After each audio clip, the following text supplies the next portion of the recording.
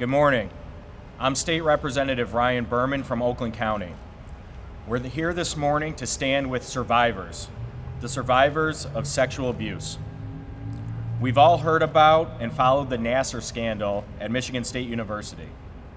The efforts of the survivors there to stand up when their university did not stand up for them was an act of courage. In the face of powerful attorneys funded by a university, which is a unit of our government, with bottomless pockets, it's a wonder they preserved. But they did. And it was inspirational to so many others who came forward themselves and to lend support. Most of us probably hoped that it would never happen again. We'd never encounter another crisis like that. It seemed impossible. But here we are again, this time at the University of Michigan. Inspired by the efforts of the MSU survivors, I wanted to help empower the survivors of Dr. Robert Anderson to seek justice as they see fit, to hold abusers and their enablers accountable. That's why I'm announcing today that I've introduced the Empowering Survivors Legislative Reform Package.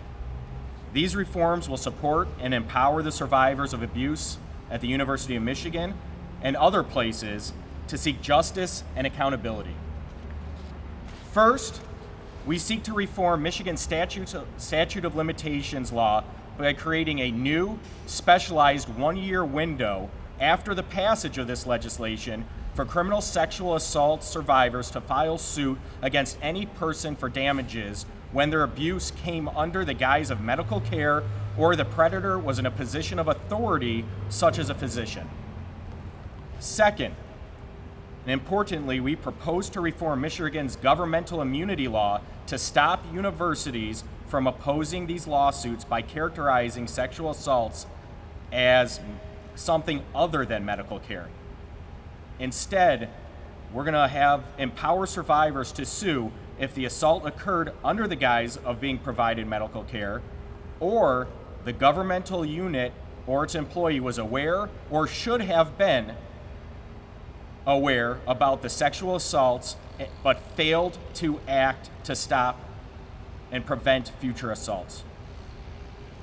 When you hear from the survivors who have joined me today, you'll understand why I've joined this battle.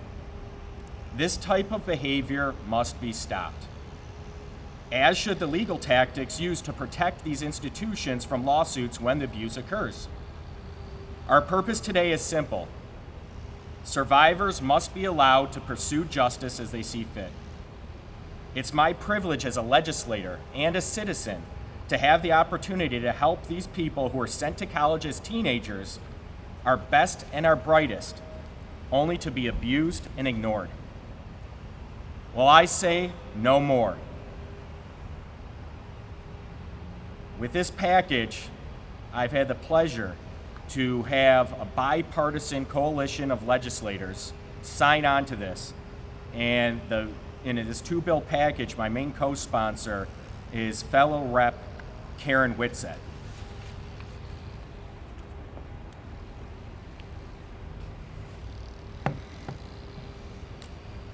Good morning. I too have been a victim of sexual assault.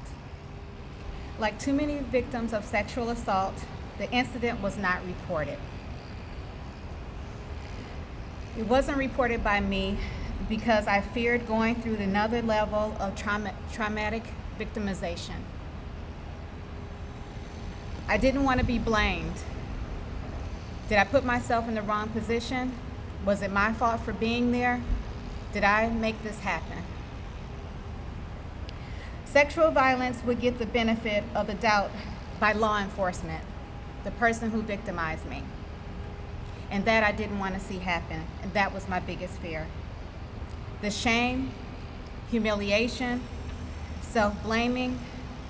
It takes years for a victim traumatized by sexual assault to address this before they come forward to report the crime, if they ever do. Fear of negative impact on career, reputation, the interpersonal relationships, the factor against reporting the assault. Those are all factors. By extending the statute of limitations to give victims time to seek counseling, we build a support system so that they are willing to come forward by bringing their predators to justice. Thank you.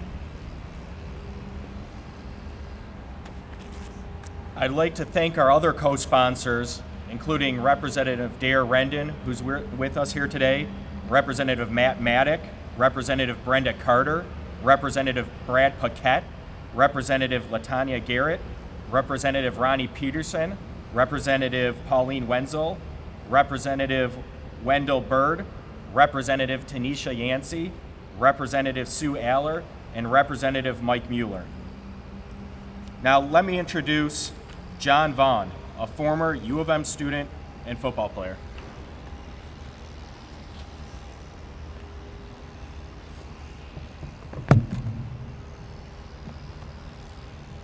Sorry.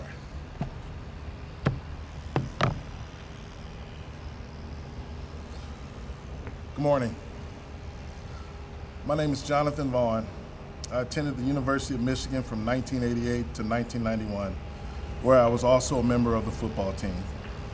The topics I would address today is in support of Representative Berman's legislation because it would help those who were abused in doctor-patient settings, including a public institution like the University of Michigan.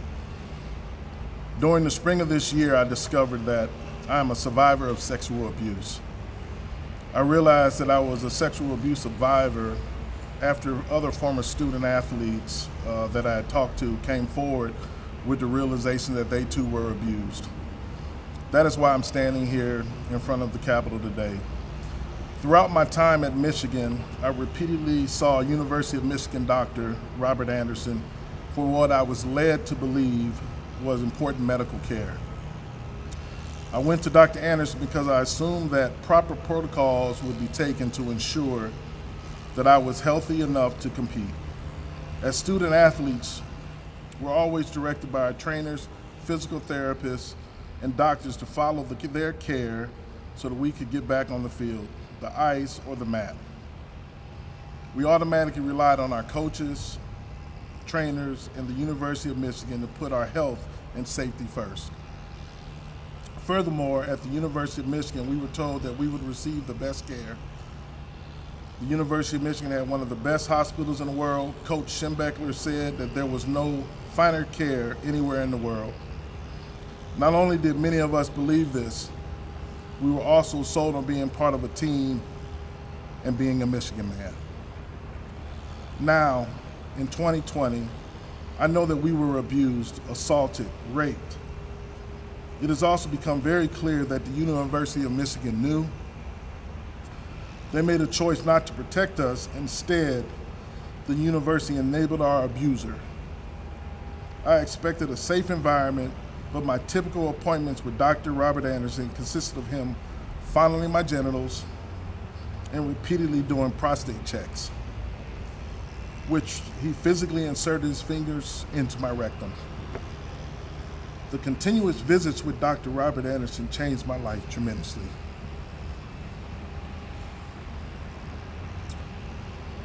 A series of emotions have overwhelmed me.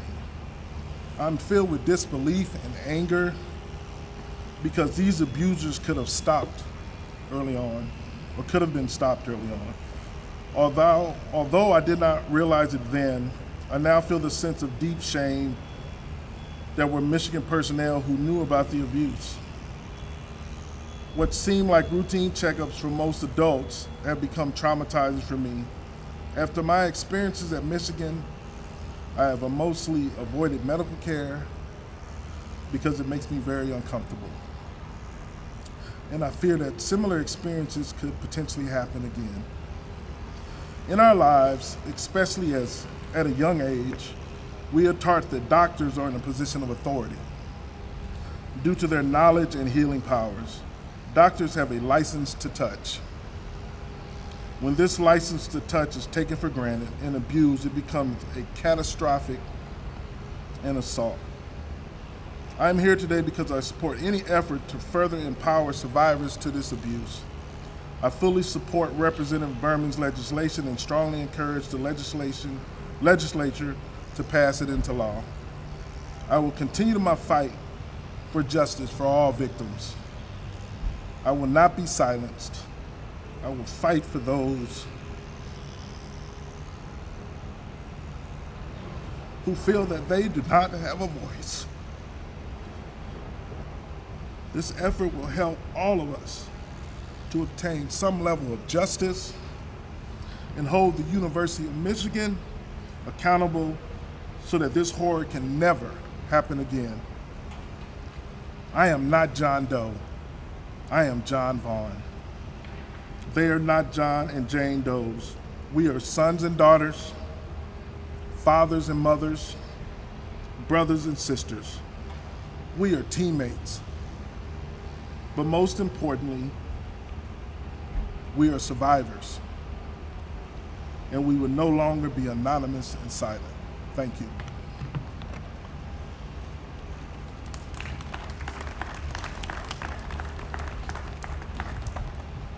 Next, we have Tad DeLuca, a former U of M student and wrestler.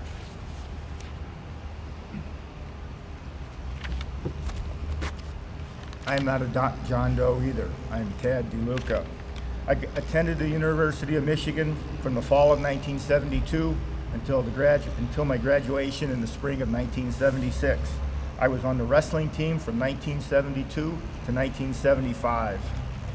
In 1975, my wrestling coach, Bill Johansson, and the University of Michigan athletic director, Don Canham, both knew Dr. Anderson was sexually abusing me and others under the guise of medical care. I know because I wrote a letter and told them that letter still exists. They refused to do anything and subject hundreds upon hundreds of others to sexual abuse. The university knew well before my time that Dr. Anderson was sexually abusing students under the guise of medical care. They refused to do anything. They protected Dr. Anderson over the protection of their students and their athletes.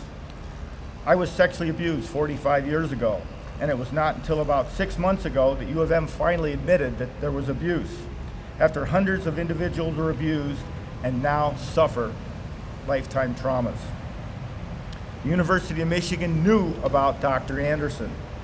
The University of Michigan chose to hide and harbor this serial molester for decades. Representative Berman, thank you for developing these two bills. Surviving sexual abuse is not an easy thing to do. It's not a fast thing to do. It's been 45 years, and I hope that I am more than halfway there. Serial molesters and their accomplices should not be protected or allowed to run out the clock on the statute of limitations. Serial sexual molesters and their accomplices should be subject to perpetual overtime. Why should an institution like the University of Michigan be allowed to hide the conduct long enough so they can hide behind the law and never have to answer for the abuse they allowed for all these years? It makes no sense, and it must be changed. The University of Michigan failed to be the leaders and the best. The state of Michigan has the chance through these two bills to be the leaders and the best, and to show the country that the state of Michigan refuses to allow sexual abuse under the guise of medical treatment. Thank you.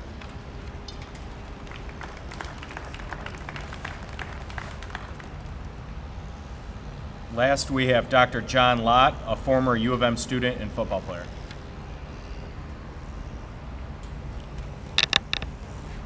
My name is Dr. Lott, and I am former University of Michigan football player, 1979 through 1983. I was captain my senior year. I want to take a moment just to thank all the representatives who have made this possible for this platform. I want you all to know that I stand before you this morning with so many mixed emotions. Mixed emotions regarding my personal life, my professional life, my friends, my peers, former athletes. I grew up in a home that was mainly based upon moral and spiritual values. We were taught to love and respect, to do unto others. That was the foundation by which I lived. Unfortunately, my parents divorced when I was 6 years old. And with that divorce, it brought on many different challenges. At the age of 7, I was sexually molested by a neighborhood friend. And fortunately, it only took place within the span of a year, but it did happen.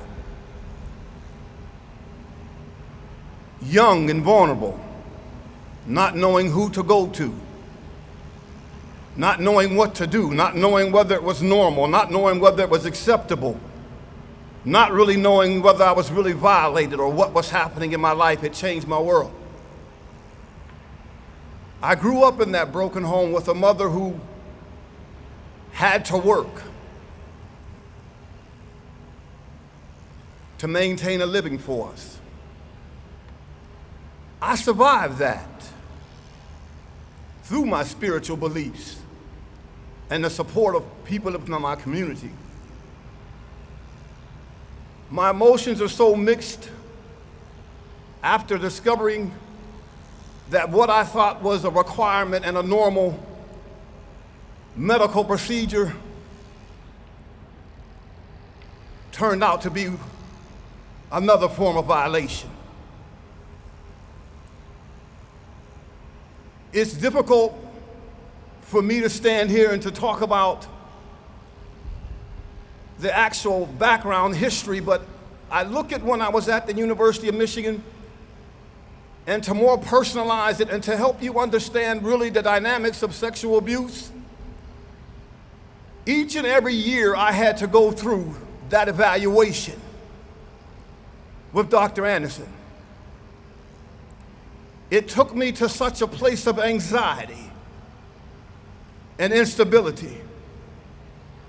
And although I didn't know at the time that it was abuse and that was what was happening to me, it impacted me. It impacted me in a way that every time that particular examination was done, I was so unstable, it sent me off into a place of promiscuity. I was promiscuous for a great amount of days and weeks after that, just to try to establish that I was all right, that I wasn't homosexual, I wasn't gay. I was still a heterosexual, trying to make sure that my manhood was intact. I made it through the university.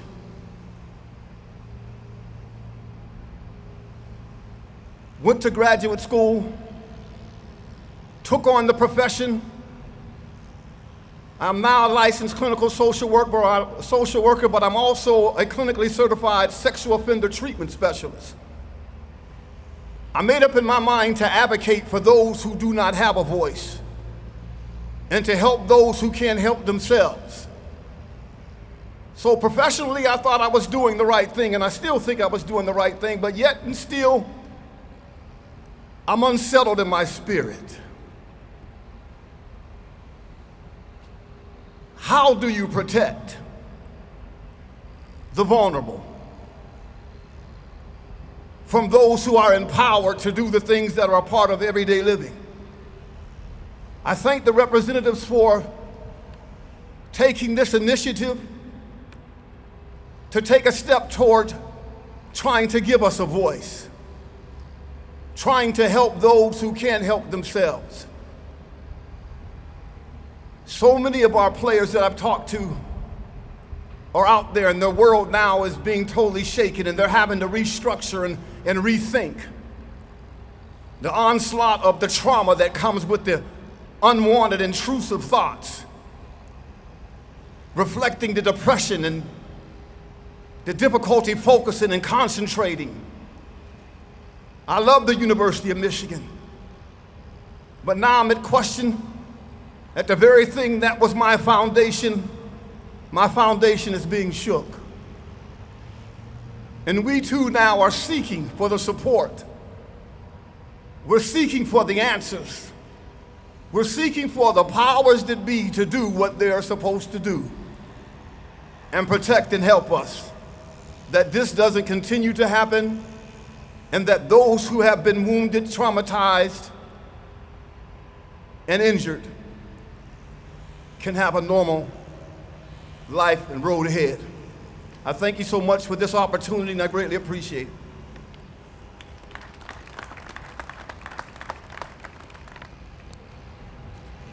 Thank you. Thank each and every one of you for being here, telling your stories, and supporting this endeavor. At this time, we're going to end this portion of the press conference. Our guests are not going to be taking questions from the podium today, but we'll take questions. Well, I'll take questions and be available to the press momentarily. And some of the survivors may do the same, but I ask that you please respect their wishes and if they don't want to take any questions. Thank you.